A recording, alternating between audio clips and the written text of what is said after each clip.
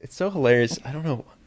I guess I couldn't possibly have not done this based on who I was at the time, but it's amazing to think that I used to just curl up in a ball and sleep under my desk. Yeah. Because I had worked for so many hours. Wow.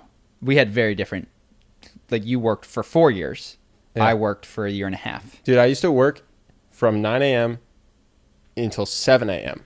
And the math was I'm a half hour from home. So I can go home, sleep for 45 minutes, shower and get ready and come back. Or I can sleep under my desk for 2 hours.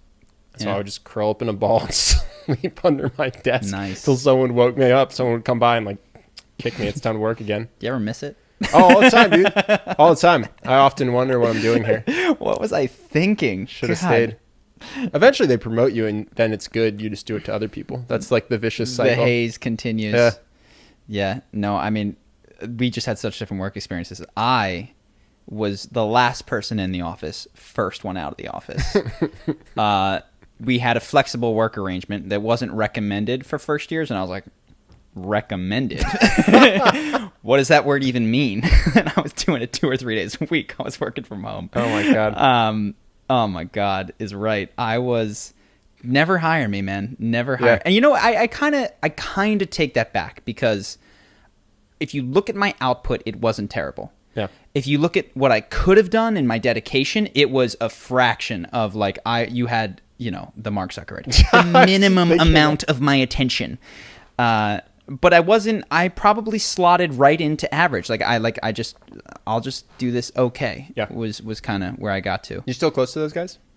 Not really. Quite frankly, the people that I would most connect with if I saw them again are the CEO and the president, who were, you know, like, they were just always good to me. They were always, everyone was always good to me, but they like got it the most when I left. They'd started their own business, and the people who were in the associate level thought that I was making the mistake of a lifetime. Mm. Like, you silly fool, you little goose, no. But I've since, I mean, the person that I talk to the most is the ex-president, who like will comment on my Instagram stories and ask me how things are going. So no, I would love to reconnect with a lot of, not necessarily a lot of, some of those people for sure. I had that guy. You remember Hunter? Mm-hmm. Hunter. So I have my actual dad does not fit this description, but Hunter was the first time I had a dad who I really, really desperately wanted the approval of and could never get it. But once I left, then he would follow me on Facebook and see what I was interested in. And he would send me articles on MMA or whatever I was doing. It was really cool. I feel like we formed a better actual relationship once I got out of there and wasn't the lazy associate that was slowing down his projects. Well, one thing we've both seen is that when people are in a job, they often hit a point where like, should I leave? Shouldn't I? What do I do? What about my relationships with these people? And I can think of one exception, which we can talk about. Every time, I'll tell you what it is. Okay. Every time that somebody's left, you, me, Paul, you name it, and they've done it in a way that is like, look, I appreciate what you've done. This is my dream. This is the direction that I need to head. 2 things happen.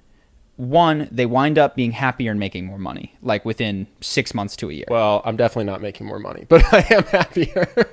Dude, don't shoot me down. It's not even close. The pay cut I have compared to them is ridiculous. Okay, if you're not in private equity, but fair across the board, other than you. We'll go with happier.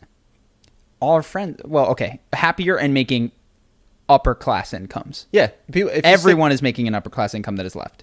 That you know, if they've stuck with it for more than 5 years, yes. Okay, so that's the first, and the second is that I've found that they tend to have great relationships with their, not just their superiors, but like the boss's boss. So like I don't know if this is true of H&F, but like the top guy is more interested in them as an entrepreneur than he was in them as a grunt. Definitely. Now there's multiple offices, and I just haven't been to San Francisco, but of the New York office where I work, that's definitely true. Yeah.